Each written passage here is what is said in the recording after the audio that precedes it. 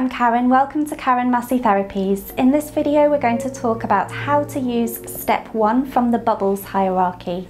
So the Bubbles hierarchy is from Talk Tools and it's in the Oral Placement Therapy Manual.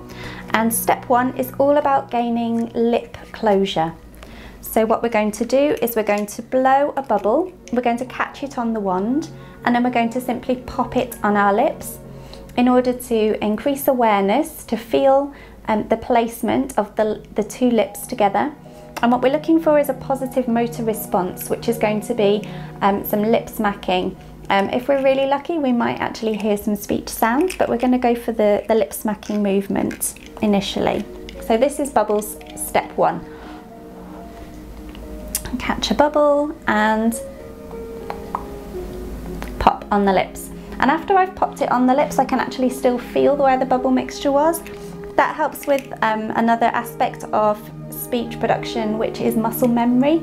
So it's about feeling and your brain remembering where to put your lips in order to do the same movement again. This is important when we fade out the bubbles, because obviously we don't speak normally with bubbles popping on our lips. So I'm just going to show you one more time.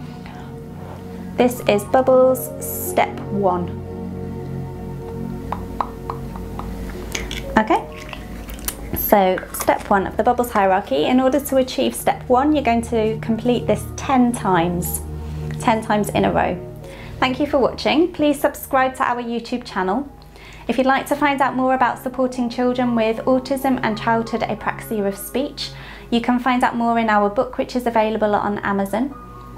And if you'd like to come along and find out more, we'd love to welcome you to learn and network, and also to give you a little bit more face-to-face support at one of our networking events and workshops for parents and also for speech and language professionals. Thank you for watching.